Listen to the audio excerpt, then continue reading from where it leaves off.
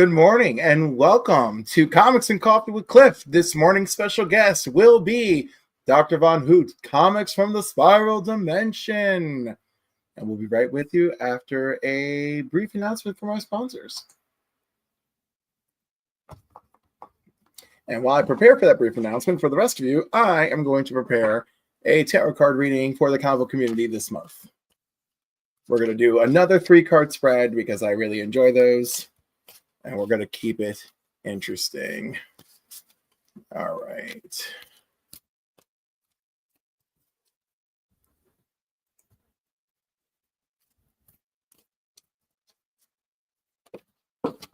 I'm dropping cards on the floor, which is not a good thing. And I don't like that it was the Hermit. I was like, no, not my solitude.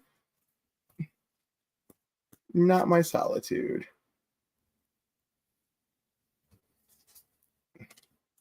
Alrighty. Unfortunately, DVH is running a little bit late, so I am going to do this 3-card spread for what is in store for the comic book community in the month of February. John's Comics and Kids community gets the Hermit card, feels accurate. Hermit also represents peace. We can use some peace. That's for freaking sure. For freaking sure. All right. Let's see here. I can even set a nice light music. There we go. Some nice background music for me. All right. Let's prepare the spread. All right. So we're going to do the past. What energy from January is carrying over into February? Judgment.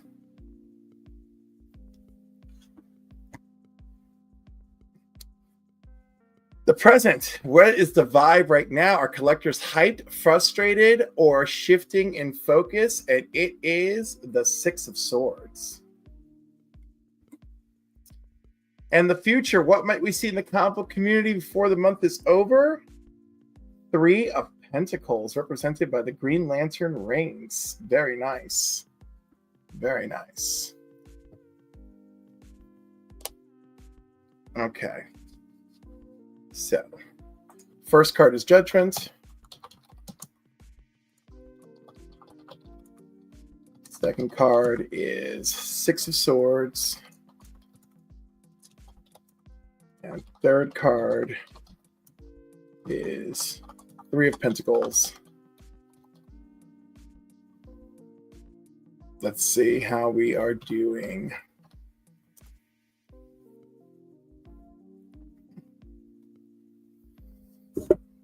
All right. Judgment.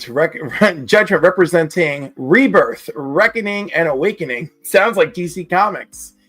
A major shift or revelation from January to February. Publisher shakeups, industry changes are going to be in effect. I think we've already started to see that in February. How interesting for the cards to pick up on that. Collectors and fans, you may be reassessing your collections and perhaps moving away from hype-driven speculation and returning to your personal favorites and nostalgia. I don't know about the rest of you, but certainly that focus is affecting me. Creators and companies are going to be looking back at failed projects, controversies, and creative choices and bringing themselves back into focus. Ooh. The 6 of Swords, symbolizing transition, moving forward, and leaving difficulties behind. Very good. Moving some past struggles, whether it's industry controversies or overhyped books, losing value, or a shift in storytelling styles. Fans and collectors adapting to new trends, perhaps focusing less on speculation and more on storytelling, and creators and publishers navigating change and shifting their focus. One could hope. The 3 of Pentacles. A big focus on creator-owned and independent publishers will begin thriving in February. Ooh, let's keep an eye on those Kickstarters. More collaboration between creators with existing crossovers and partnerships or new team books emerging. Collectors and fans working together to uplift and support the stories that truly matter. Could we see some of that with my key education series? Speculators shifting towards books with long-term value rather than quick flips. Possibly, especially if we do run into publishing problems. All right. February is absolutely going to be a transitional month, reflecting on past choices, shifting into a navigation of change, and moving toward building something stronger together as a community. It's a great time for creators and fans alike to forge new collaborations and for us to focus on our priorities and for us to work together to shape a new future for comics. Who knew that these cards could bring such accuracy? And with that, our special guest is mysteriously hiding backstage. Let's bring him out. Dr. Von Hoot. Good afternoon to you, sir. Hello. I do not have my contact lenses in, and I cannot tell whether I'm in focus or not. I don't think I am. Hang on. You are like kind of in focus. But I also feel like very zoomed in on your face. I know, this is a new setup, and I'm trying to... I was in a little bit of a rush. It all went a bit wrong this morning. And, I cannot see properly because I don't have my contact lenses in. So this will do for now. I'll try and move me back a little bit. Wow, there's a lot of people to say good morning to this morning. Holy cow. Evil's Comics, Actual Dracula, Kenneth Bird, Mrs. Von Hoot is here. Thank you. 9-panel grid. Christina Payne being a champion in the chat. Phil from Phil's Treehouse, just lovely fellow. Gave me some wonderful feedback the other night. Geek Out with Roscoe. Roscoe, we miss you. Great to see you. Kevin, Random Reads, good morning, sir. And Tony, thank you. And also, Tony, hey. Tony, you became a new member. This one's going to be for you, buddy, as soon as I find it.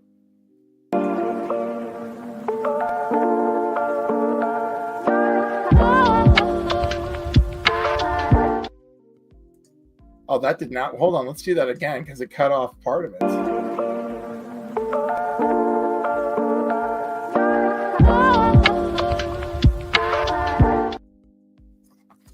All right, and also we have a super chat from Jesus Brooklyn. Thank you very much, sir. This one's for you.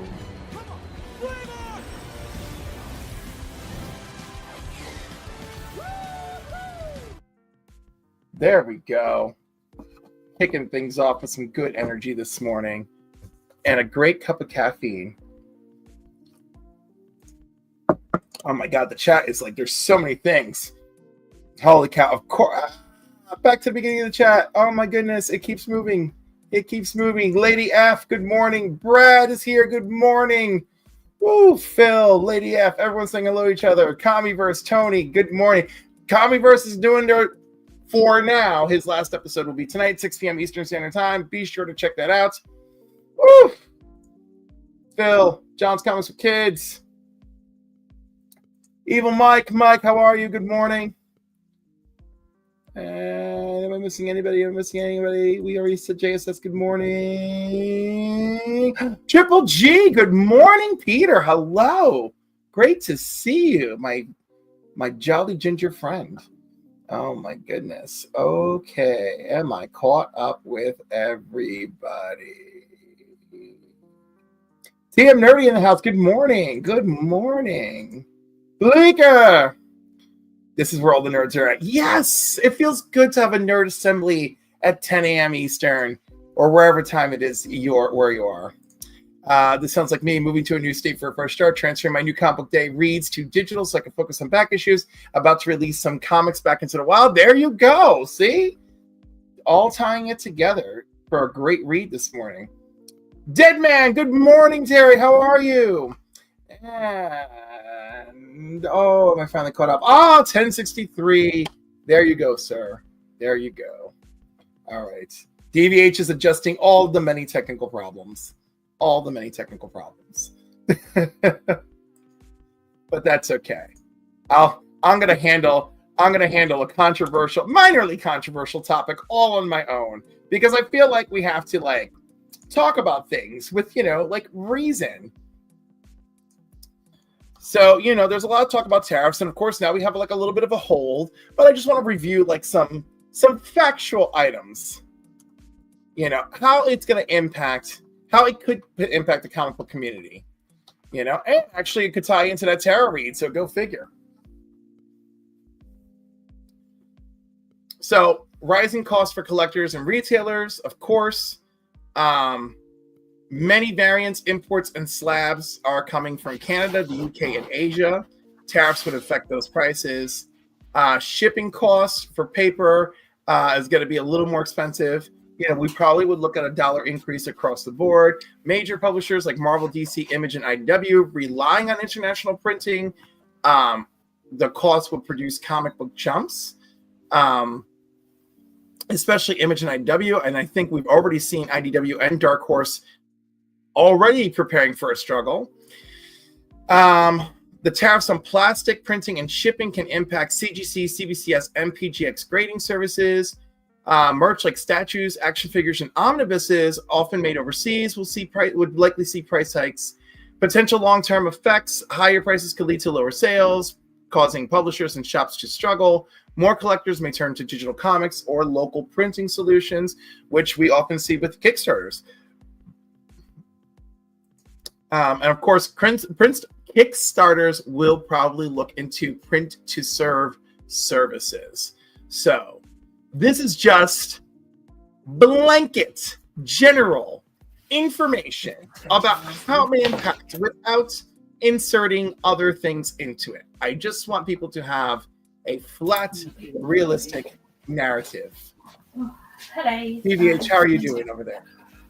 I'm okay, mate. I had a bit of a mad dash. I think I had something like 8 minutes before you started, before I looked like this. So, yes, it was anarchy, but. Well, speaking of anarchy, Triple G knows what I'm talking about. Thanks, Peter. The additional ripple effect of Diamond bankruptcy, increased pricing, IDW debt burden, it goes on and on. From CGC to CBTS2, everyone will see it, sadly. And hopefully it won't come to that. Hopefully, cooler heads will prevail. I have nothing left but my optimism until that too is crushed. So, oh my goodness.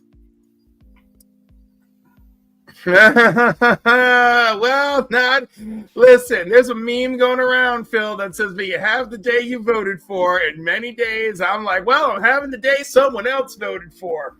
Thanks. Good thing I don't eat eggs because they're yucky. I retract that yucky as it sounds childish.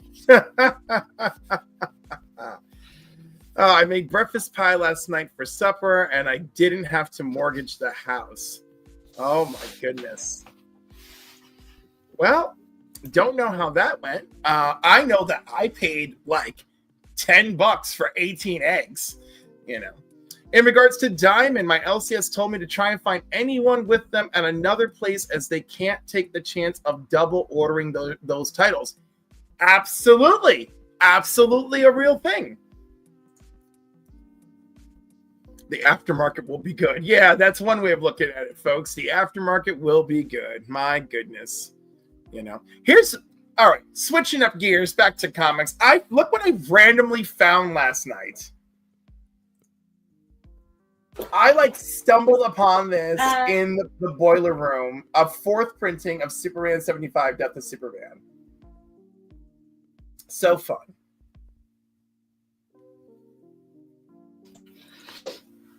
All right. Yeah, I agree. It's a classic. It's still a bit. People are moving around me, as it were, so I'm a bit like, what's going on? But that's okay. They can move around. I'm here now. I'm here. It's their home too. It's great. It's true. It's true. It's all happening. All happening. How are you, sir? I'm just doing okay. I had a lovely employee recognition event party last night, and it was my 5th year with the company, so I was one of the people recognized. Hooray!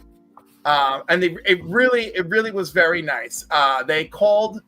The further up, the more special for you. So I'm at the bottom 5 years. So they called all of us 5 years together, gave us flowers, took a group picture, and that was really nice because my first event that I went to in December of 2019, everyone who was in the 5 year, it was on a slideshow. They asked everyone to stand up and clap and then sit back down. So this was much better handled 5 years later. Really nice. Felt a lot more special. Of course, I got some really, really nice reception and applause. Question. And of course, my mom was there, so my mom was so proud. Oh, well, that's pretty special. If your mom was there, she was like, so many people stood up and cheered for you, and I was like, "Aw, nice. That's tremendous." Yeah, so that was good. So that was like a nice warm thing, and I dragged most of my coworkers too, because it's hard to drag people to an employee event. Yeah. So and like one of them was like kind of excited to go, and then I was disappointed because all the people I wanted her to meet didn't show up. Because our company is very big, and like some people were happy to see I still work for the company because I'm so far away they don't see me anymore, and so they're like, "Oh my God, you're still here!" I was like, "Yes, email me, girl." So it was really pleasant, Like my immediate boss couldn't be there. The woman who runs the clinic, she came. Her +1 was the woman who used to run our clinic. So that was really fun and it made a lot of heads turn, but it was really pleasant. We really had a nice time. And even the woman in charge of our communications. So we have communications director and we have a social media director. So our communications director was running around taking pictures and stuff, so like that was really fun. So yeah, Cliff, cool. When are you moving to Canada? I don't know, TM. I don't know what's in store. Everything's a little bit mysterious right now. I don't know. That's my tarot readings have been telling me to focus on my passions right now. So I'm going to be that's what I want to do. I'm going to focus on my passions. And when it becomes almost unbearable to even focus on my passions, then that's probably when I'm going to come up there with the marriage proposal. So bitch, be ready. I do feel like one of your passions is Canadian men. So that sort of works, doesn't it? It like kind of is, but like, I don't know. You know what's really messed up? Like, there's a super hot Canadian guy. I like absolutely adore him. But every once in a while, he looks like a younger version of my dad, just really buff. And I'm like, oh, no, that doesn't work. Yeah. And I was like, oh, don't look like that. I told him, I was like, never get that haircut again. And he's like, why? I was like, you started to look like my Canadian father. It got weird. Never again. Thank you, Jesus. Thank you. California California will welcome me with open arms. And what? For me to shake and bake and stuff? Like, what is it? California is terrifying. Terrifying. I mean, I love you, John, and I'd be happy to go hang out with you, but it's terrifying. Good morning, also, you can always go to one of Rob's barbecues. Of course I want to go to one of Rob's barbecues. And I'm going to bring 6 gallons of water with me, too, just in case one of the flames jumps on the wind. I mean, that is terrifying. Yeah, that. I feel like California's pretty big, though, so I think you might be all right. No, like where Rob is like less dangerous, right? But like it's still a real problem. So those things make me nervous, and like I don't go on about my anxiety, and my anxiety isn't crippling, thankfully, right? But like, I have a lot of anxiousness about travel, Yeah, look at this. The earth is angry. It's not just California. I know. And when the earth hears things like drill, baby, drill, I'm sure the earth isn't thrilled. Gaia's like, oh, you want to find out. Oh, you want to find out. Oh, you want to play. You want to play with Mother Earth. Oh, you want to play. Okay. Yeah. Y'all saw what happened on Mars, right? Oh, no, you didn't. Oh, no, you didn't. Y'all are too young for that. You got to find out. That's how I picture Mother Earth. That's how I picture Mother Earth being like, y'all are gonna find out. Y'all are gonna find out. Crippling anxiety stops you from doing anything. It is true. It is true. Old Wolf. Clip is into Canadian guys, and I married a Canadian woman. We both have great taste. There you go. And you know, it's so funny because, like, if you guys really have listened to me, my number one is Italian men. I don't know if you guys have noticed that. I mean, I've sort of picked up on the fact that you're just, generally speaking, like men. Like that's the main thing that I've picked. I mean, they can be very pretty and a lot of fun to play with. Right? I'll have to take your word for that, but I mean, obviously you have to take my. But come on, DVH, is it not fun watching? Is it not fun watching wrestling with your buddies? Oh, absolutely. I've been to Italy, so I've seen my share of Italian men up close and personal, and they're delightful, generally speaking. I've noticed Italian men and Hispanic men are your faves for you. I'm Sicilian, so I'm safe. No, you're not. No, you're not. What, my red sauce familia is not safe, you know? Let me get some nice cheesy salsa di formaggio, okay? Let's do that. Let's drink some oh my god, it was one of my favorite drinks. It's escaping me. It's a red Zinfandel. Oh my god, I can't believe it's escaping me. Anyhow, we'll be drinking some red Zinfandel straight out of Umbria, and I will try to remember the real name of it. Oh my goodness. So no one's really safe. No one's really safe. You know, wife is making lasagna for lunch. Good. My goodness. Primitivo. Aha! Primitivo. I didn't even have to finish typing into Google when it came to me. I love Primitivo. And I'm always looking for where the grape is from. That's a great tip for new wine drinkers, by the way. Grab the bottle, know where the grape originated from, and look to make sure that it is coming from that region.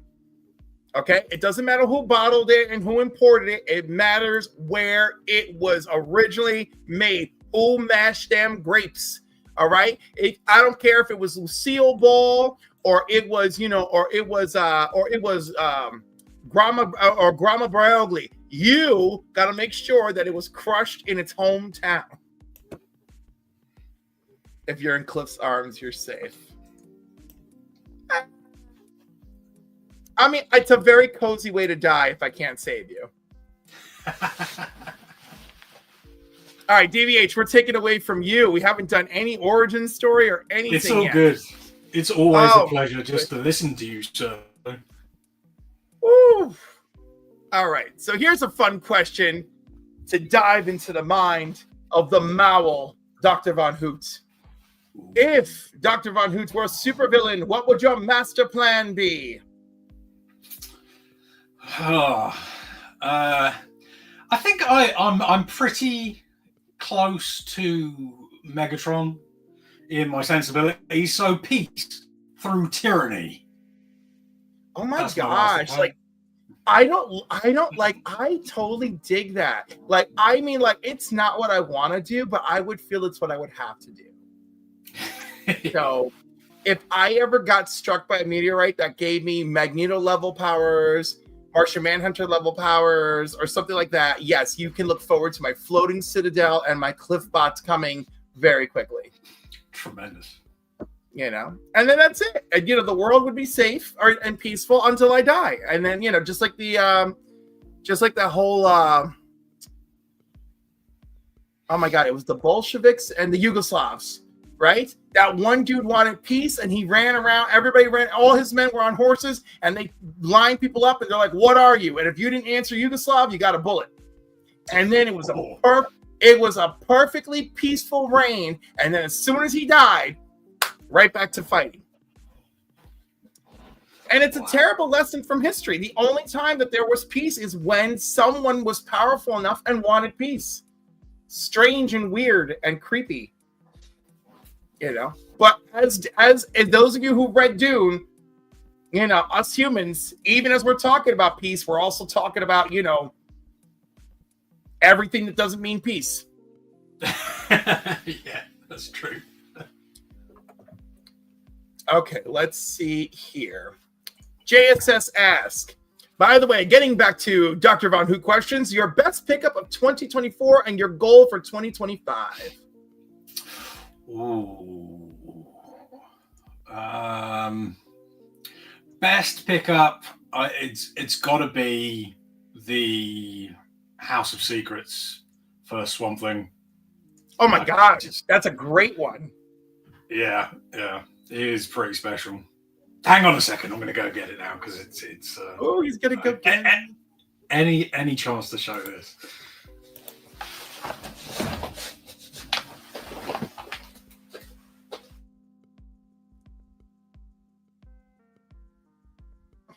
Good morning, Digger Jim. Good morning, Old Wolf. What else do we got in the chat? DJ Wise, good morning. I missed out on. Oh, would you like to brainwash the world? That's the master plan. That's fun. At least that's what I'm reading into it.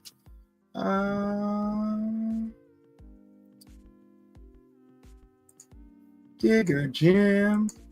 By the way, catch the last episode of New Comic Book Day by the Council of Comics. You will see a lovely unboxing of an AOK from Digger Jim to Green Shirt Guy. And Green Shirt Guy was super oblivious. It was really sweet. Really love that. UH's 2025 goal is to buy his best buddy at Comiverse a first print Tomb of Dracula #1. I love it. I love it.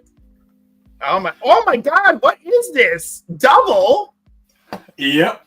A 1.0 CGCS and a 4.0 CGC. Yeah, 4.0 CGC, that's mine. And this one is going to Comics Curing Cancer. So that's awesome. Yeah. I love it, man.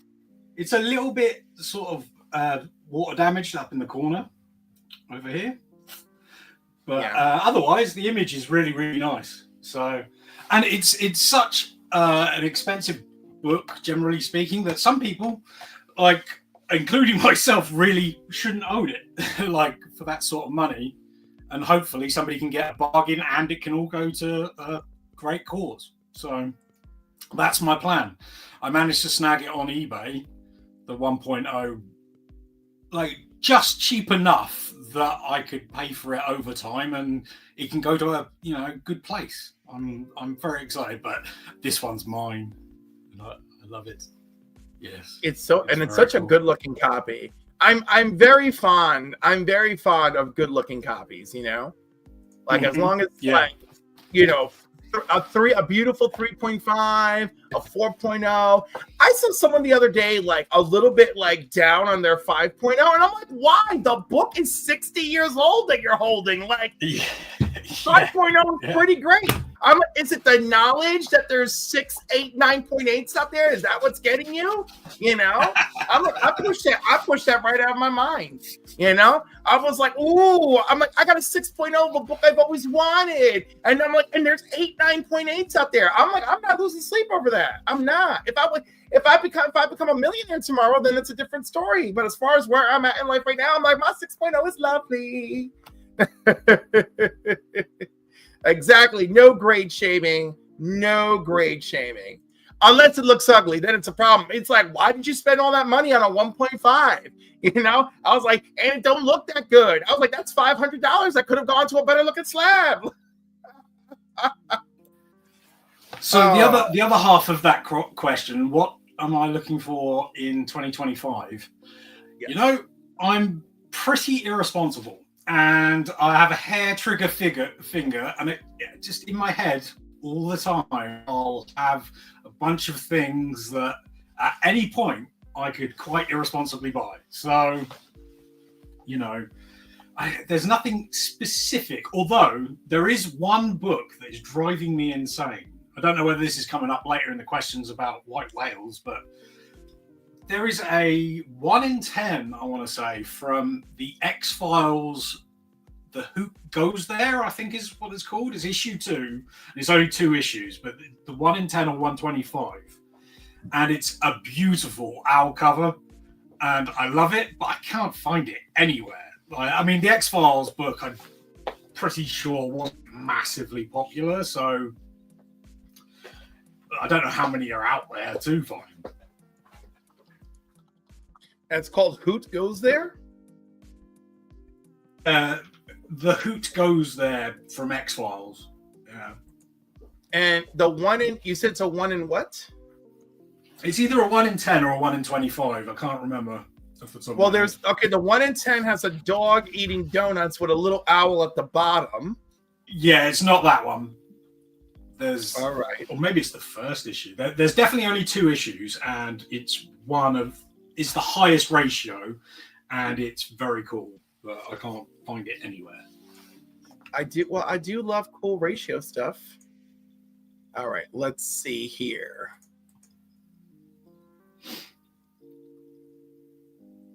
Why it just won't? It will just not go away from the 1 in 10. Probably because it needs me to log in.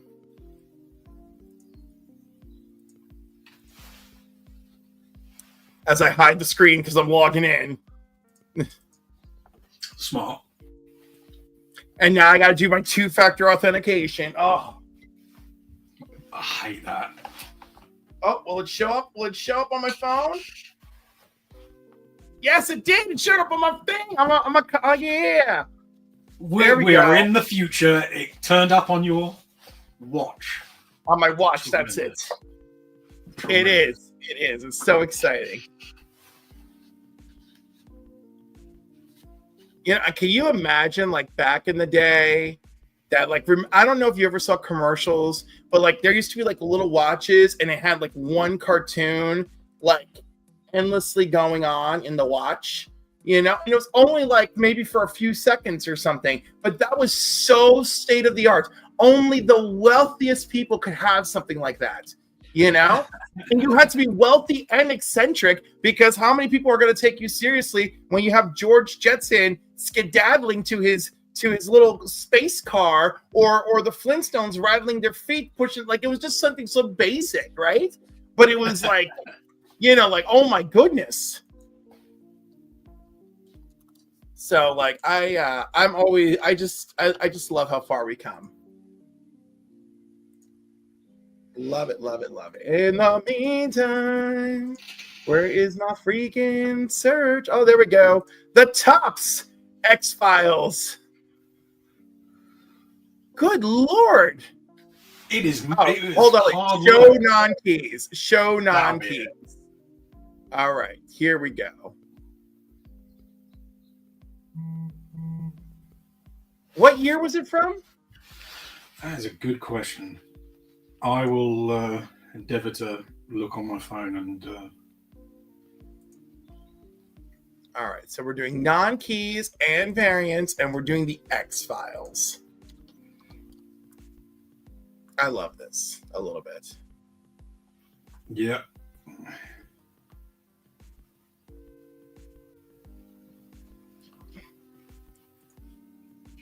It's the X-Files case files. Hoot Goes There, and it is the 1 in 10 of issue 2.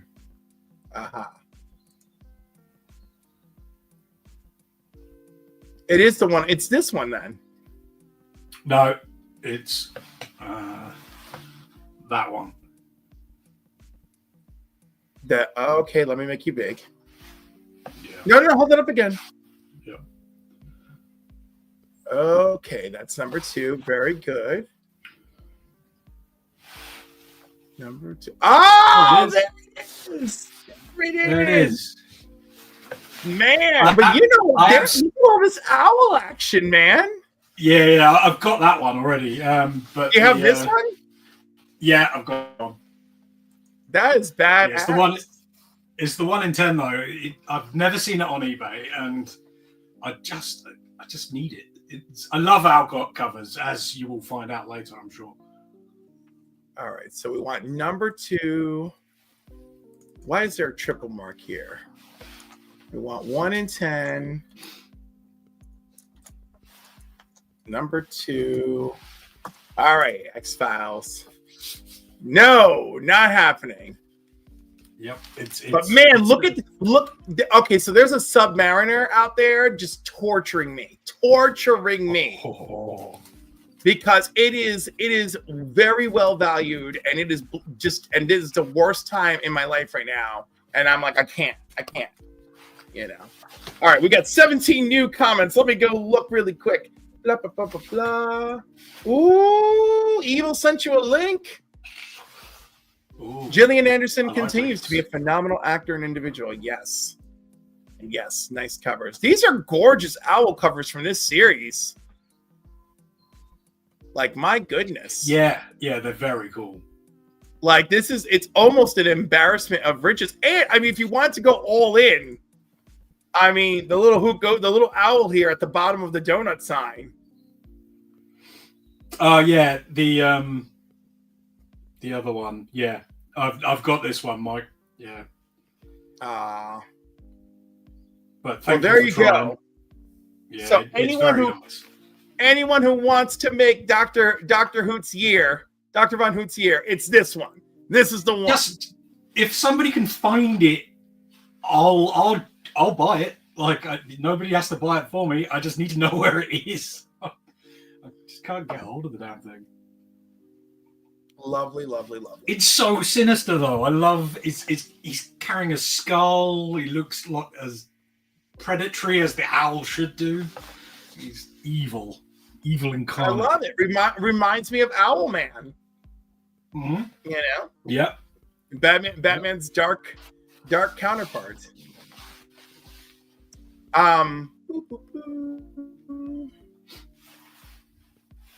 There are so many. So I'm really trying to like be like more like engaged with like how the live stream works. So I have the YouTube studio here, and I have us here, and like it's doing a number on me. All right, so let's see. If you could gain one superpower from the comics, what would it be and why? I have always fancied being able to freeze time. Ooh. And walk around in it. So like I guess you could. Out of this world. Yeah, I mean, you could even do it with like the Flash's Speed Force. Really, he can sort of move around whilst everybody else is slow or whatever. Like, I don't know why. I've always thought that would be a cool, fun thing to do. I mean, everybody wants to fly, right? I mean, it would be, yeah, it would be fun. Teleportation is good, but it comes with risks. I feel like I'd end up in a wall or in somebody at a bus stop or something, and they'd explode. And what if it's teleportation, but you actually can see your destination? Well, that would be good. Yeah, that would solve a lot of problems. You know, or what if it's teleportation by opening portals? I like that. Yeah, I do fancy a portal. That would be good. You know, then you'd have to put like warning signs wherever you go, where it's like, don't go near this door. A portal could open at any minute, and it's like, you know, then somebody's like, no. My thing with freezing time though has always been the worry that I would age. Even though I know there's frozen time. Yeah, so like I'd probably waste years like just doing stuff like in the frozen time universe and come back and be like really old as everybody else. Yeah, that would suck. Yeah, right, exactly. Like I want the time power, but I want everyone to age. I want to age accordingly with everyone around me. Yeah. TM Nerdy, I don't know about flying. He'd like to levitate. Ooh. I mean, how high can you levitate? I don't know, like, how much use can you get out of, you know, like a foot or something? I mean, I don't know. Telekinetics, like Jean Grey, you know, you're basically flying or hovering or levitating. You're doing it all, you know. John's Comics for Kids. I would do it like X-Men's Gateway, just spins his little tool and opens doorways. Yeah, see, I like that a lot.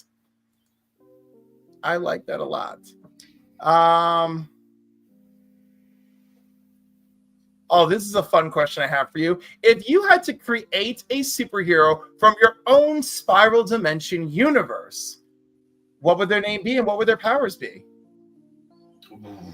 Well, I sort of already did. The Magic Badger. There you go. She's a superhero, and she has an unknown power set at the moment. That's the thing. You're gonna have to wait, because we all want to know. We want to find out just how devastating she can be. But I feel like she will be powerful. Are we talking about? We're looking at a Franklin Richards situation. I'm thinking more like Scarlet Witch. She could go either way, but powerful. You know? Yeah. Let's not forget how terrifyingly powerful Franklin Richards is. True. I mean, he's terraformed planets twice. I mean, that poor kid. All right. Ooh, I gotta work on that. Dr. Von Hoot, do you have a dream crossover with any comic book characters? Ooh, this is interesting. A dream crossover. I would like to see more crossover between pro wrestling and comics. I don't really understand why there isn't, why they're so bad at getting it done.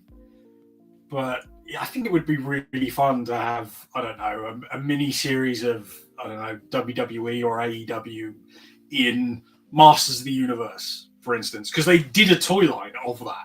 So why isn't there a comic of it? Like, just make a story, a fun little story. Godzilla does it all the time. Let's give us pro wrestlers with Godzillas. Like, that, anything with pro wrestlers. It'd be fun.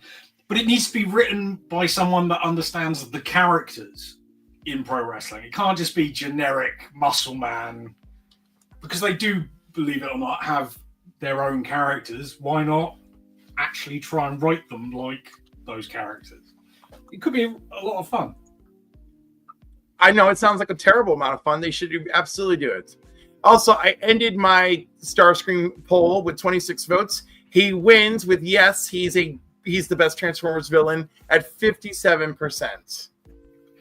With 26 votes. I mean, bravo. I don't know whether I agree with that because, well, Megatron, but I do Megatron. love Starscream. Yes. And Shockwave as well. Starscream in Energon, the Energon comics is horrifying. Oh, yeah, no, he's a monster in those books. It's great. Yeah. He's really, really well deserved. They're like, you know what? We really need you to like live up to your ideals. Yeah, exactly. I think that's the best thing about those books is Daniel Warren Johnson's love of the original G1 is clearly there, but he took it to an extreme with Starscream, particularly. It is Starscream from G1, but it's sort of a natural progression of that sort of masochism and sadism and his just general lack of respect for anything that isn't himself is like he literally thinks nothing about pulling apart a person just to see it go squish, basically. So yeah, it's perfect. Starscream absorbed the underbase during the Marvel run and decimated the Autobots and Decepticons. Oof. Tony's love of Transformers is valuable. Oh yeah, he knows his Marvel run really well, which I don't, to be honest. I've read very little of the Marvel run. Look at Phil. Jessica Jones and Darkseid is a crossover he'd like to see. And I would also like to see that. That sounds fun. My niece is running to the front door. Is my mom handling the situation? I think she is. My mother's handling it. It's great where I'm down here and I can see stuff happening and I'm just like, do I leave GVH alone?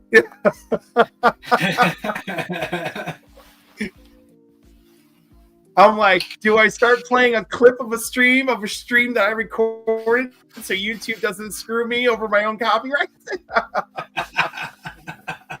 Oh my goodness. My goodness. Okay. Oh,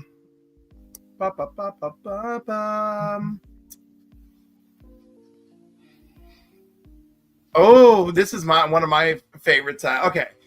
How much of Dr. Von Hoot is a character versus it being a natural extension of yourself? Oh, well, I mean, I think we all have different sides to our personalities, don't we? So I would say I'm very different when I'm around my dead gran than I am right now. Or maybe at the pub, I'm a little bit different, but not an awful lot. So actually, pretty little is different from how I am on a day-to-day basis. I think probably a little bit more grumpy because I'm going to work and having to stay up all night, super tired. But otherwise, yeah, pretty similar. Certainly, anybody that knows me on a day-to-day basis knows that I still like the same geeky stuff I talk about with you on here. It's the only thing really I know how to talk about. If I have a conversation with a normie, I like to call them people that don't really get into geek culture and stuff like that. I just don't really have anything to say on subjects that aren't, superheroes, comics, movies, wrestling, all the niche stuff that I like.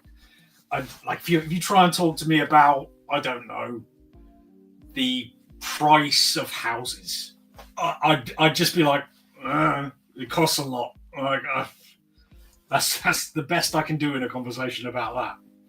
Yeah. In the meantime, I'm out here, and if it's like, if there's too much silence, like, don't let me talk about work. I'll be like, oh, let's talk about mental health, and it's like, forget it. Everyone's like, oh my goodness, or like sometimes in chats I'll mention resources that are valuable. It's sometimes my clients are like, oh wow, that's really valuable. I'm like, yeah, but this information is only valuable like if you pursue it, if you know how to pursue it, if you take advantage of what you can. Like a lot of my clients, like, they have access to a social worker who visits them once a month, right? And the social worker isn't going to read your mind about what services you want them to look into, right? You have to know what you need help with. And if you know specifically, like, I heard of this thing, I Googled it, please find that, get me in this because I need it. Like, I know it sounds rough and it makes it sound like, the social workers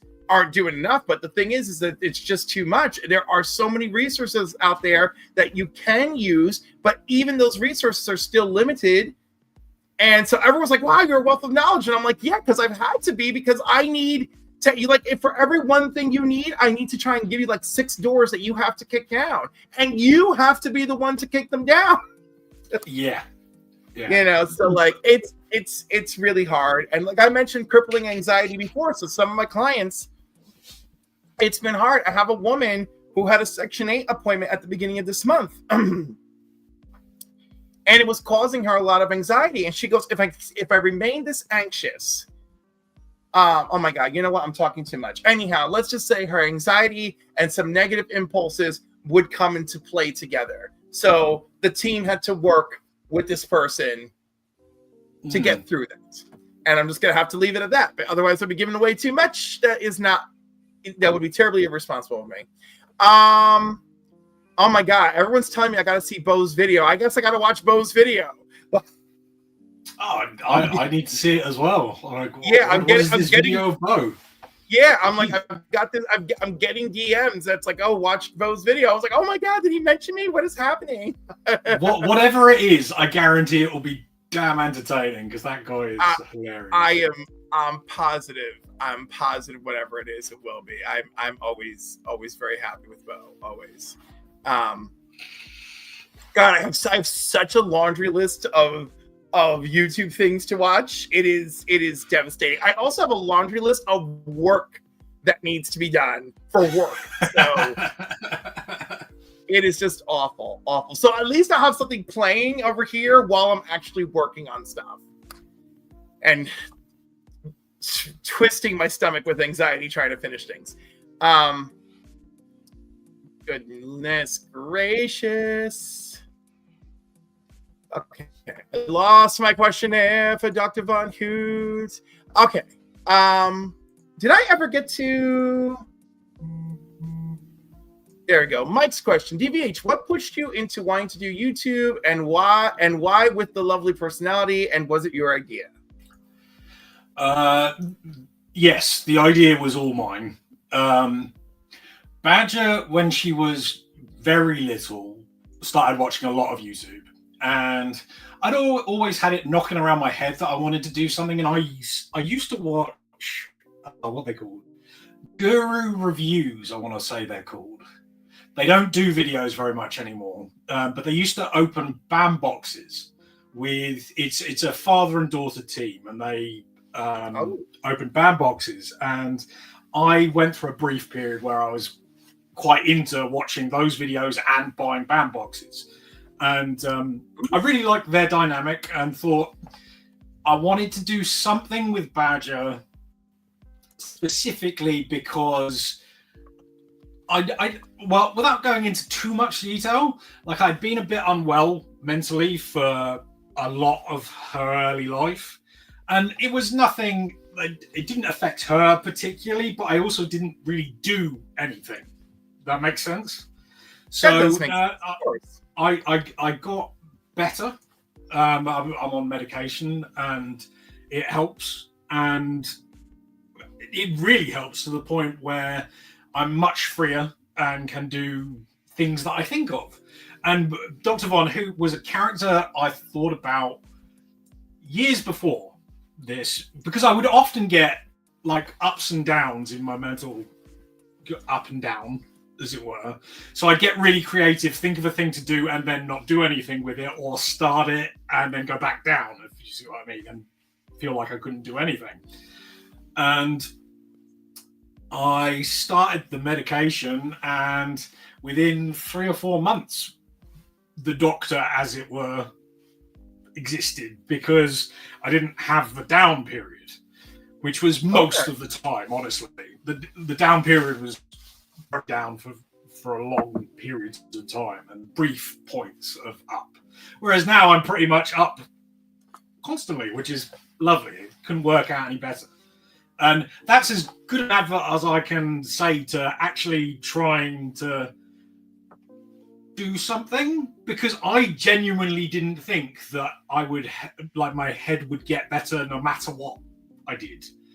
And it worked. I couldn't believe it, honestly. I love moments. I have to reassure my clients constantly that it can work. Yeah, because like my medication with my anxiety helps wonderfully, you know. Yeah. You know, and but there's still so many things that put me out of sorts, right? So I keep telling my clients, like, it's not gonna fix everything, but it's gonna help you it's gonna help you like land where you can embrace the tools to help yourself. You know, but obviously some struggles are more than others, right? So it's going to be to each their own. But like, again, I just try to be as supportive as possible, you know. And like when someone tells you, "Oh, it's not working," it's like, it's been 5 days. Like when at a month we could talk about it's not working. It's been 5 days, you know. And I'm like, guys, like I know it's uncomfortable, but like, give it some time. Oh, I'm sleepy and lethargic. It's been 8 days. Well, yeah, I mean, a lot of trial. You do have to give it some time. It just doesn't. Everybody's different as well. That's the other thing. So you need to find the right thing that fits for you specifically if you have mental health issues. But regarding the character in general, in the UK, we grew up with something called the Broom Closet, which was on CBBC, essentially BBC One had an evening period which was specifically for kids. Okay, so the broom closet was their sort of place they would go back to in between the shows, and there'd be a presenter and a little puppet probably talking, that kind of thing. And that was very influential on me, in so much as I always wanted to be that kind of presenter and have weird characters and stuff like that going on at the same time. Now, have I executed that perfectly? Not quite, but it's moving. Like, we all try different things and we'll make it work eventually. I've also always really loved horror hosts, and it's sort of the blend of the two things. Horror in general I love, but I like fun horror rather than miserable horror, you know. Look at Elvira, for instance, you know? Exactly. Elvira's the GOAT as far as I'm concerned. She's wonderful. She's hilarious. And, well, obviously I find her attractive as well. But she's very charismatic and hilarious to watch. It's pitch perfect. Cassandra Peterson is a remarkable lady. I love watching interviews with her as well. Yeah, fascinating. No, she's great. Her Elvira movie, cult classic fun, you know? I love that film. She is so funny in it. The second one is not so good, but the first one, Mistress of Darkness. Yeah, I feel like the second one was like, let's just get another one out there. And, you know, it's like, no, you can't. No, don't go. Let's just get another one out there. That's how everything goes wrong, you know? Yeah. And then you're just left with people being like, hey, well, that was a nice afternoon. And I'm never going to watch that movie again. Yeah. Oh my goodness. Is there? Hold on, I have so many questions. Here's a good one. Spiral Dimension lore. If the Spiral Dimension were a real place, what would it actually be like? I mean, it is a real place. I see the Spiral Dimension as the in-between. Sort of, it exists. Right. You know the Rocky Horror Picture Show? And yes. That sort of gothic interior. Yes. That interior is in the Spiral Dimension, essentially. And outside the building, it's a bit sort of like in the middle of nothing. Like, you know, my logo, you've got the spiral, and it looks a bit like that outside, but the Gothic house is in it. That's the in-between. It almost sounds like the interdimensional House of Mystery in DC. Yeah. We're like, very oh, it's like, oh no, we're in the middle of nowhere, and in the middle of nowhere is, you know, the house. It's like, what is happening here? Yeah, it's a bit like in Hyde Street at the moment. Hyde Street's just it's everywhere and nowhere at the same time, and it's just out of the corner of your eye. And then you're on it, sort of thing. It's just lurking all the time on your peripheral. I kind of love that whole thing, and I really like that it could be any Hyde Street, you know? Yeah. And it's like it's like at any time you could be in danger. Only on Hyde Street. Oh my goodness. Oh, I keep forgetting one thing I want to do with you this morning. All right, sir. We've done. This is an extraordinary amount of chatting I've done. We're already at the 11 o'clock moment, and we haven't even done our first segment, you know, and that is the comic of the week.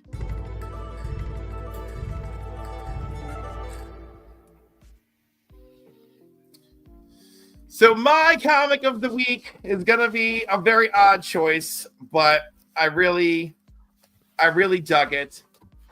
And it is Shazam number 20. I haven't even been reading Shazam, But I picked this up for the Mark Spears cover. Yeah. And I mean, it is gorgeous. That is tremendous cover. Oh, it's a great cover. But the issue is about Jonathan Kent, right? John Kent, right? So I read it, and I really had a great time where John Kent is magically transformed to his younger self. You know, his boyfriend is obviously upset about it. They have to go and figure the magic out to get him back. It ends on a really great note. You know, John Kent feels like a lot more than just a guest star in the issue. As is Gossamer, his boyfriend. I had a great time.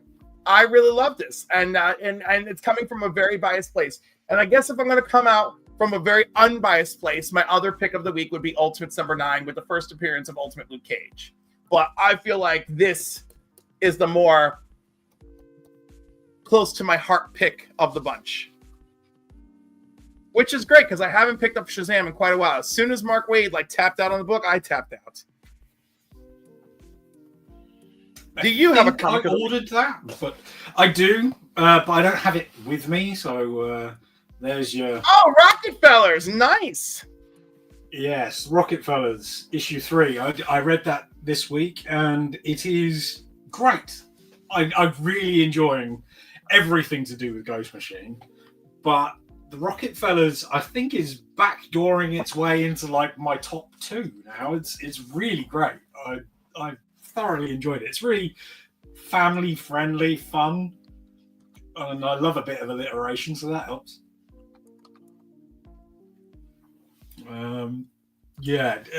Sort of a little bit more world building in so much as we got to see a little bit more of the main villain in this issue, without any spoilers or anything. But it's so much fun. I guess I've not really read an awful lot of Fantastic Four, and I get the impression that's sort of the same-ish vibe, but that's sort of my I guess because it's a family, I feel that way, but also because it's sort of slightly lighter as well than the other Ghost Machine stuff. I just love it. I love how there's always a sprinkle of the shared world, right? Yeah. To let you know that it will come together. It may come together, but also at the same time, but it's not necessary. It's just good Easter eggs for you to know for when they do a crossover. It was there all along. Yeah. But also I like that you can just enjoy the titles for what they are. I love that. I mean, really, you can read any one of those titles and not need to read all the rest of it, but you should, because it's all really good. I mean, even Hornsby and Halo, which is probably the hardest sell for me, I'm still remarkably enjoying. Those two, Hornsby and Halo and Rockefellers, are so new that you could jump on it right now and catch up. Even Hyde Street is new enough to jump on, in my opinion. Yeah, Hyde Street as well. Yeah, that's true. I mean, they had that earlier one shot, but yes, you could jump on right now easily. And I think with Hyde Street, in my opinion, it's really only just starting to shape into what it actually will be. So you're probably in a good place if you haven't started it to start it now. It's Ghost Machine all the way. It's my favorite thing in comics at the moment. Yeah, no, I agree. Although Hornsby and Halo is just I don't know. It's the one that fell most flat for me. Yeah, I mean, I agree with you. It's the least of the Ghost Machine for me. But I also get the strong suspicion I'm not the demographic for that book. So right, but I am left with after reading the first couple issues, I am left with who is the demographic for this? I'm like, who exactly should be reading this? I mean, I assume it's teenagers, or tweens. I don't know, But you're right. Yeah, but I was gonna say, if it is gonna be aimed towards them, I still don't think it's a right fit. And also, I think they should have found a writer who has already cultivated that type of audience. Yeah, fair. Yeah. And again, I decided I can't return to the title. And this week I may not be able to return to any titles because, things are happening. So it's just great. It's just great. Some things can't be solved by my pills. And yeah. Oh my goodness. My goodness. But those are two great comics to pick up. Love the Rockefellers myself. And yes, it does kind of have the Fantastic Four family vibe to it that I really enjoy. I'm with you on that. And the Shazam book was just a delight for me. But if you want something like more mainstream for you, then Ultimates number 9 is a great pick. Although, listen, Ultimates 6, 7, and 8, I was like, yeah! Like when they went to go battle the Hulk and the immortal weapons of the Hulk, like that was such a hot issue that I feel like everyone was asleep on. Everybody was awake for issue 4 with like, ooh, the Reed Doom connection, woo! And then it fell quiet again, and I was like, 6 was amazing. Like that's a story. Like that's a story and a battle. I love an action-packed issue that has an ounce of depth to it, So that is good stuff. Alrighty, and then speaking of things with depth, oh my God, do I even know who I am today? And let's talk about BussyBusters.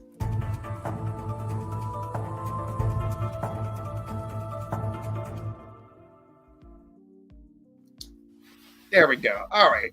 I am going to start with, because I love weird ones. So I'm actually going to go with this. It is issue 10 of Super. Why is Dr. Von Hoot not with me? There we go.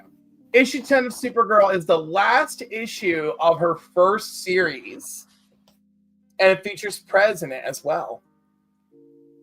And it's just such a great cover, and I don't know. It's so funny that this should be her last issue, and with such a strange guest star, the teenage president. But I really, really like it, and it helps close the book on one of my Supergirl collections. So it's lovely, and this was one of my birthday gifts. So it's a great cover. It awesome. Is. So a true BussyBuster for me. Yours, sir. Well, okay, so I believe this fits the criteria, but I could be wrong. But I was definitely excited by it. Ooh, I could get into this. Yes. So yeah, this blew my socks off, as it were. So it's a beautiful commission. It is a sketch cover. I basically said to Kevin Wells, who was the artist, could you do a Santa slasher Hoot? And this is what I got back, and I could not be happier because I love a Santa slasher. I love obviously, I'm quite fond of Dr. Von Hoot as well. So it's the perfect blend for me of two of my favorite things. I love it. I love it too. It's beautiful. It's really well done. It captures that shiver suspense cover, Yeah. And of course it captures a darker side of your personality, of course. But that's really great. All right, so, I love it. That was worthy. It was worthy, sir. Worthy. But remember, the BussyBuster is about adding something to your collection that's just so powerful that it makes you quake. Yes, exactly. And I was so excited when I saw that. It blew my socks off. So, yeah, absolutely. That's the one. Absolutely. Alrighty. Okay, we are going to take one moment And we're going to have a quick commercial break.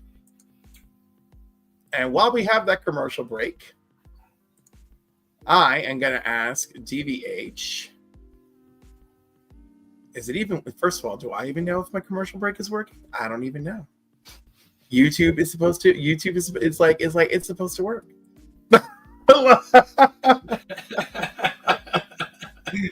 I'm just gonna trust you, YouTube. Just trust that this is gonna happen. There it is. I see the commercial now. Just 3 steps to do blah blah blah, make you rich. You know, get 100,000 views in just 3 minutes, everybody. Oh my goodness. Oh my goodness. Ensure your videos reach an audience. Oh my God. This is the commercial again. I can't wait I hope I see the day where I'm popular enough where I can control the ads. Yeah, that'd be awesome. Sprizzy.com. Boost your channel now. Oh my Lord. My Lord. Woo! All right. Okay. That was fun. I am pausing the ads again. Okay. Oh my God. So yeah, for those of you who oh wow, Evil's gotten 6 commercials so far. Good Lord. Okay. All right.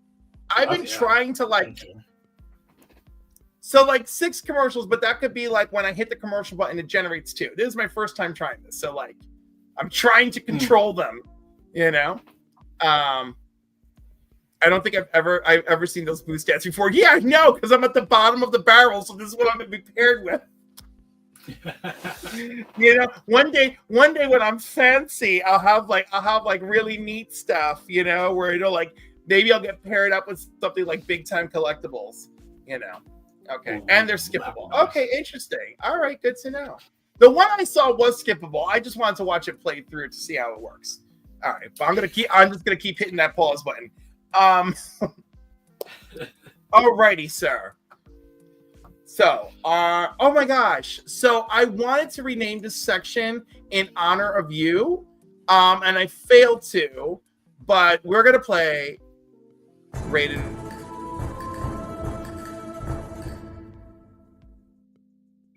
But in honor of you being here, I'm going to allow you to tell me if you're going to hoot it or boot it. Right. Tremendous. Right? Yeah, I'm there. I'm for it.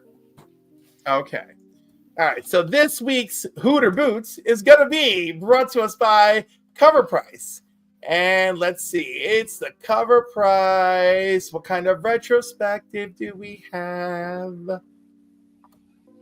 Oh, is it a 1 year later retrospective from 2024 February to 2025? I think it is.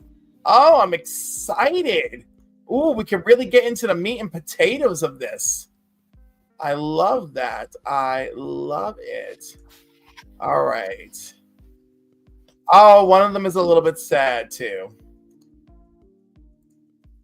One of them is exciting. One of them I knew was going to tank. I'm already...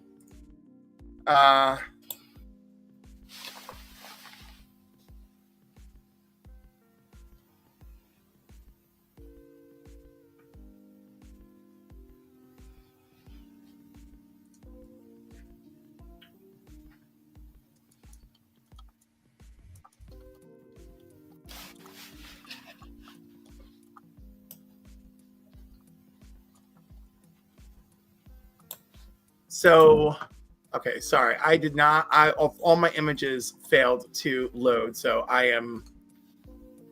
I was going to say, yeah, that was a very dramatic long pause, as even Mike has pointed there. Well, no, because someone sent me some very shocking news, but the shocking news was in the form of a typo. So, I thought,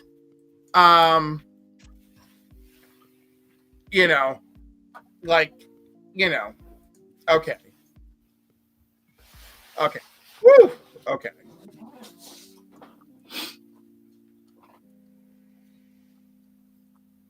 So I thought something was happening to someone that I feel close to, in a personal way, right? Like in a friendship. And it's actually something happening to someone who I engage with in a social media fandom. So my misinterpretation had me alarmed, and now we're back. Now we're back to where we should be. Tremendous. Oh my goodness. Oh my goodness. Oh my God. Let's start with the top of our Rated or Hated this week. And it's the J. Scott Campbell variant for Ultimate Spider-Man #1. Are we gonna hoot it or boot it? Hoot it.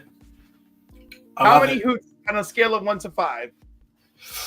Oh, I think this is a solid 4 hoots. Yeah, I really love this cover, and I love that issue as well. I thought the story was a great kickoff for the Ultimate Spider-Man universe. So, yeah, very happy with it. And of course, how can you not love a J. Scott Campbell, right? Yeah. I'm going to give it 4 hoots as well. 4 hoots. Good morning, Roderican. Good morning, Trev, the shipping guru. Thank you. Oh, Evil Mike is ready to boot it. Now, I could see that, especially because this is kind of like the most unpopular. No. It's not among the most popular covers of the bunch, right? But it's still J. Scott Campbell. So, like, even a J. Scott Campbell completionist is probably going to want this, you know? I just really feel, because of Marvel's stance on MJ and Peter, like, I love this cover, because in, like, the Amazing Universe, we're never gonna get them properly back together, married and stuff. I love this cover. I think it's the way it should be. This is the proper Spider-Man in my head. And that's why this series, I think that's a big reason why this series is working. Wow, 2 boots from the chat. Mike and Bruce are booting it. Wow. Let's see if they feel a little bit different about #9, the X-Force 48 John Cassidy variant. As we all know, he passed away shortly after this. Are we gonna hoot it or boot it? Well, seeing as he's passed, I'm gonna give it a hoot. Because that is very tragic. Yeah. Do I actually love the cover? Not really, but yeah, it's tragic. So yeah. It is tragic. Obviously, when this came out, I was full of boots, knowing everything that I know now, and that this would be sadly one of his final covers. I'm gonna give it 2 hoots, you know. Yeah. And but you know, yes, the cover is tragic, but also the tragedy behind it, and it is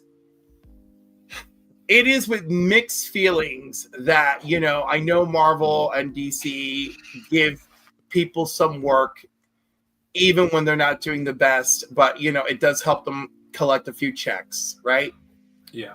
And at a lot of time, people were like picking this up because they thought it was like an intentional mockery. And then we would find out later just how sick he was. So yeah, mixed reaction. 2 hoots just in honor of the man. And if you want to see some of his finer work, I mean, there's a great gallery of his stuff on League of Comics, as well as Key Collector. So with that sadness, let's move into #8, which I'm sure is going to generate different reactions from everybody. It's Moon Man #1 from Image Comics. It's the Matt Taylor variant. Hoot it or boot it? Hoot it, but probably a low hoot score for me. I probably wouldn't get it unless it was like ridiculously cheap. You see what I mean? Like, which it is ridiculously cheap right now. I mean, it is for a 1 in 50. You're right. At the moment, that's a crazy price. I don't have an opinion on Moon Man in general, so I've never read it. The Scooby about it, but as a cover, it's nice, but it's a low hoot score. Yeah, we'll probably give it a 2 as well. I would lean towards. So if you If you don't know who Kid Cudi is, he is a popular rapper and producer. He's won 2 Grammys and has had 6 nominations and sold over 22 million units.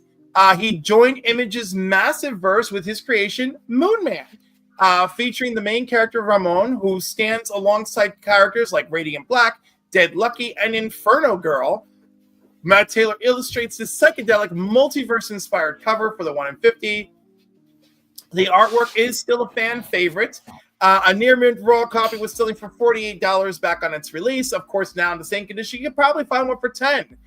There are no recorded grades for this book, resulting in it being a cover price bust.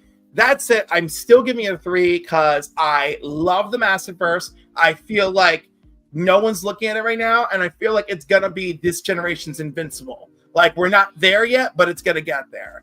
Also, I mean, like I said, I just think it's a gorgeous cover. Yes! If Moonman walks in front of Rogue Sun, I think there's going to be some serious problems, Wilborn, if they encounter each other.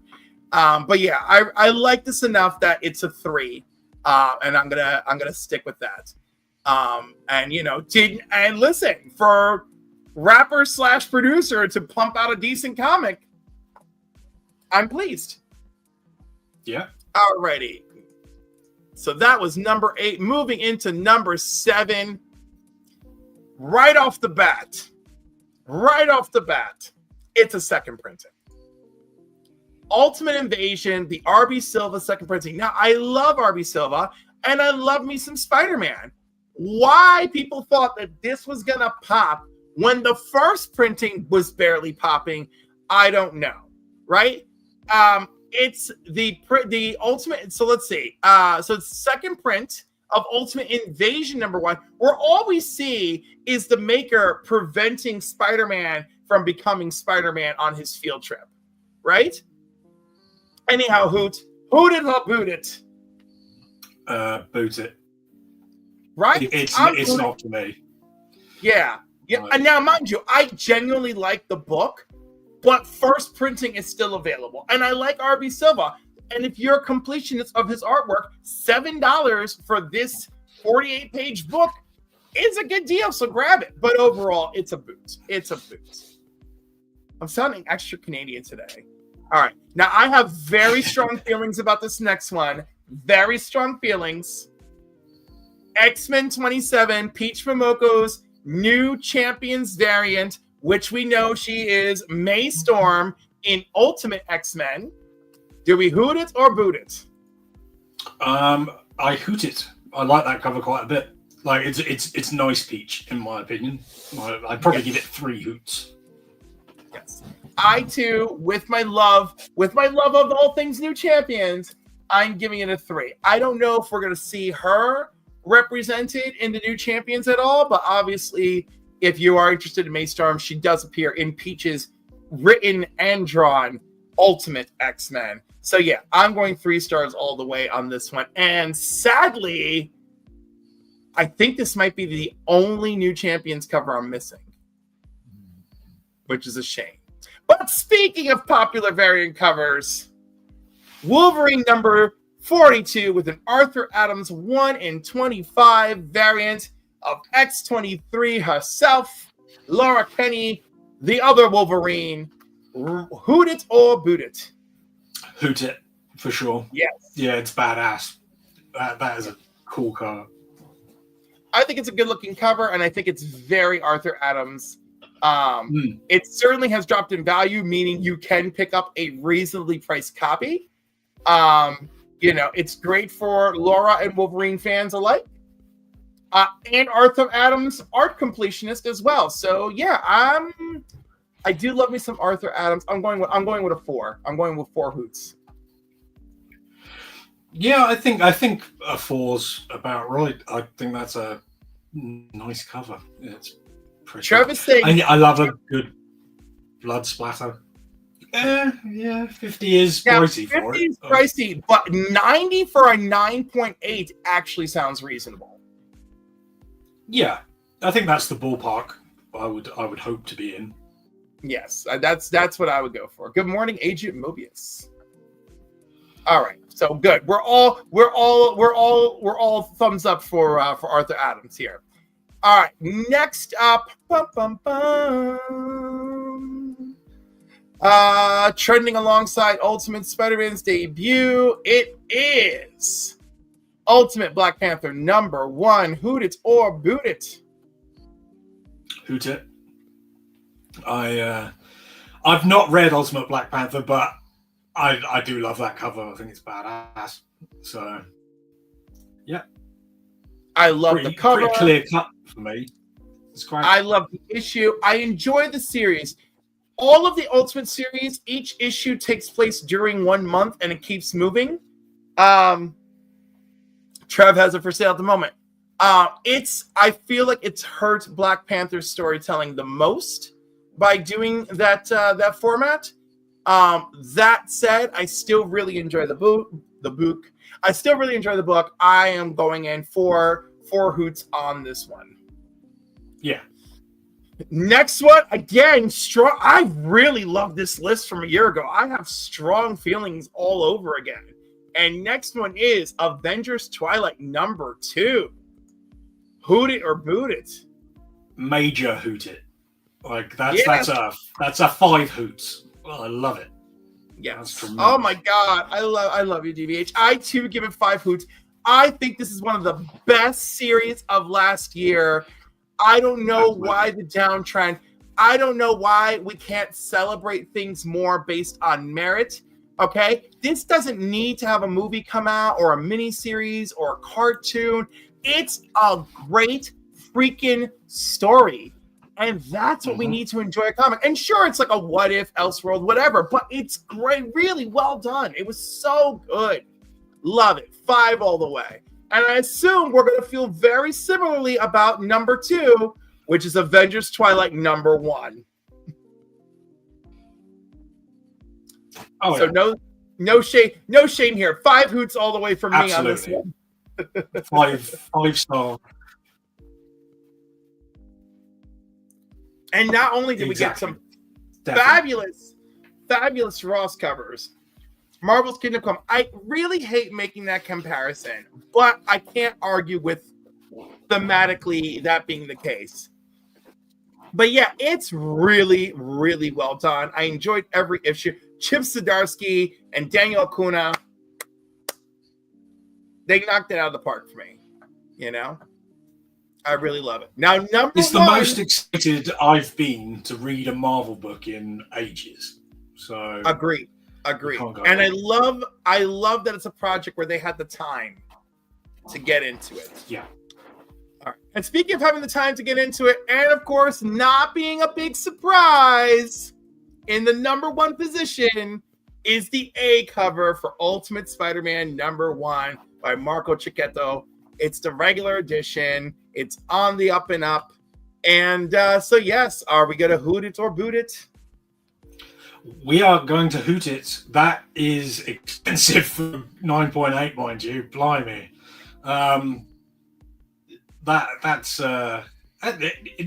It started a beautiful series of books. So I can fully endorse it. I maybe 4 hoots, in as much as that a 9.8 does sound expensive to me. That's well, the for a book that came out last year.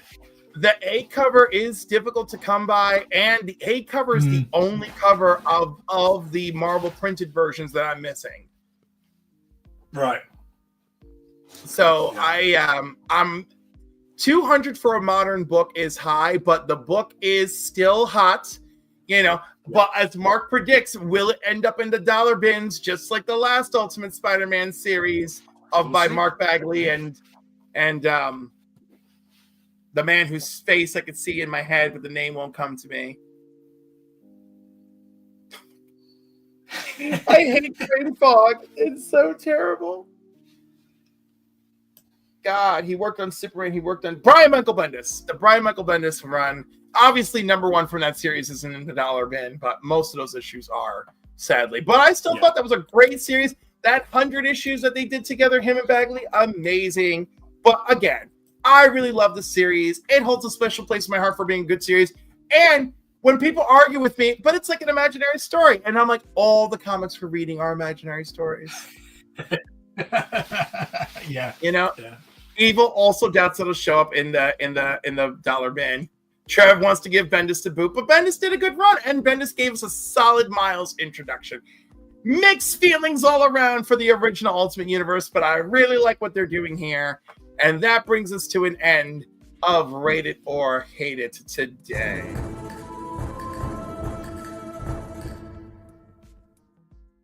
All right, sir, that brings us to your homework. You were told to bring 5 comics and or trades, books, etc. Well, graphic novels, right?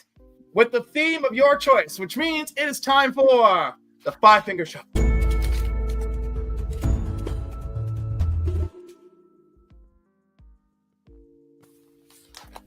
Okay.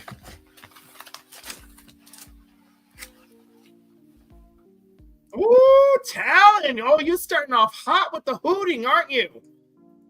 Mm-hmm. There we go. Look at that. Why number 17? Because it has an owl on. Okay, all right, okay, all right, I'm with you. See where I'm going with this? Yeah, no, you know what? I like how it looks at the owl Talon is coming over him. I like that. Yeah. Yes. Okay. It's cool. I dig it. All right. Very nice. So okay. All right. I guess the theme is owls. I'm here for you. I'm here for it. Yeah. I think you're with me. Ooh, Daredevil and a silhouette of an owl. Oh, I love this cover. I'm assuming he fights the owl in this issue. I presume so too. I wouldn't know. I've not read it. But it's Daredevil and it's an owl, so it's bound to be that he fights the owl, I would think. I'm just gonna believe that it's amazing. Yeah, I'm sure it's pretty good. Night Owl Society from IDW. My goodness. That is a great owl color. Are those bullets or are those bandages? They're bandages, I think. Yeah. Okay. So is this like plasters? All right, I'm getting Night Owl Fight Club. That's what I'm getting. Yeah, and again, I haven't actually read it because the other covers don't really have owliness about them particularly, whereas this one probably does. And then we have Dr. Midnight. Dr. Midnight with his owl. Lovely. Yeah. A Matt Wagner series. Thumbs up. And of course, I love JSA characters. So Just Society. Woo! Yeah. And again, that owl giving such a serious stare to the camera. I love that. You can't do an owl without it making it look sinister. It's just impossible. Owls are inherently sinister. And finally, wow, the Cult Files of Dr. Spectre, Night of the Owl. There is an owl. There is a mowl carrying that woman away. Dr. Von Hoot, what are you doing? I love this cover so much. Was there any relation to that creature carrying that woman away? I have read this, and it's not good. but he's not. Happen, he's not your great uncle, right? No, we're not directly related. No. That is cool. That's a 9.4. Yeah, 9.4. I was absolutely astounded when I got this back, and it was a 9.4 because I thought it would be a 6.5 around that sort of level. Mm-hmm. But the cleaner and presser just nailed it, and it's beautiful. Who did you use for cleaning and pressing? I can't remember now, honestly. I'm afraid, but it is. Was it someone really in the States? Nice. No, it was somebody in the UK, and they sent it over. All right. Like, the back looks brand new as well. Like it's just really. Well, the back I'm sure scored extra points. Yeah, I love this book. That's I should say I love the cover because, like I said, it's a pretty bad story, but it's just so dramatic. The fact that you didn't get stuck with the Whitman variant is also impressive. Yes, I specifically seeked out the gold key over the Whitman. Yeah, because like the Whitman was typical for the UK, right? Yeah, I think we would be more likely to get that here. Yeah, but yeah, no, I went with the gold key because that's in my view the proper version. But yeah, so there's my 5. I love it. I love it. You know what? And I love it enough that it deserves a little rain dance.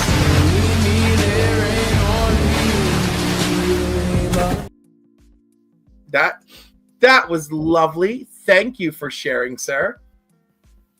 All right. Do you love an owl cover? It's got to be said. That's DVH taking Mrs. Von Hoot on a date. That could be. That could be. Yeah. You know, love it. Love it. All right, sir. Is there anything you want to share about what you have coming up or what you're going to be up to or what adventures is the man behind the Mowel going to be going on? Well, this evening will be the Parliament of Mowels at 10 p.m. UK time. I don't know what that is for you guys, Eastern. 5 p.m. Off here. the top of my head. It's 5 p.m. Okay. Yes. So that will be a live show, but only be an hour.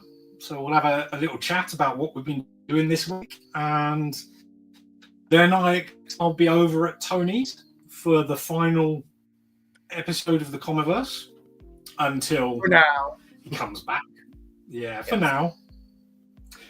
And then we'll have a video up on Tuesday. I've decided to start moving my uploads to Tuesday because I was struggling to get them done for Monday. And various things have happened where it's a little bit harder for me to finish the edit on a Sunday. So the plan is now uploads on Tuesdays, and we'll unbox a thing and it'll be shown off and I'll be like, ooh, that's cool. Or something appropriating that, and Badger will be like this. And that's pretty much what's going to happen. I love it. Love it. Love it. Love it. And I'm very excited. Of course, I'll probably be joining you tonight on the Parliament of Owls and on Toadie's Comiverse. And you can find me on the Council of Comics 5 p.m. on Sundays, where we do the box office review and a movie of the week. We're doing director. We're doing a trilogy of directors. So we choose a director and 3 films from said director and follow up on that. We did Jurassic Park last week. I don't even remember what I'm doing now because I don't know. I don't know anything. And just that oh my god, I'm gonna have to look it up and remember what the heck I'm supposed to be watching. I don't remember what the heck I'm supposed to be watching. So I'm gonna watch that today. Close Encounters, maybe. Right, something. Who knows? It's all part of the Jurassic Park the Steven Spielberg universe, you know? So I'll be doing that. Mondays, New Keys and Hot Comics of the Week. Wednesdays, of course, New Comic Day at 8 p.m. Eastern, where we go over our new comic picks and some FOC and other cool stuff. And of course, we're giving out ducks. We're giving out ducks all along to the greatest monthly comic book giveaway on YouTube that we know of. And not because we can't compete with Rob and his weekly giveaway. Nobody can. And let's be honest, he's just doing it now to get under Chris's skin, and it's hilarious. It's so fun to watch Chris's reaction and get some fun stuff. Which reminds me, let's all plug Only Slabs, because that's coming up pretty soon.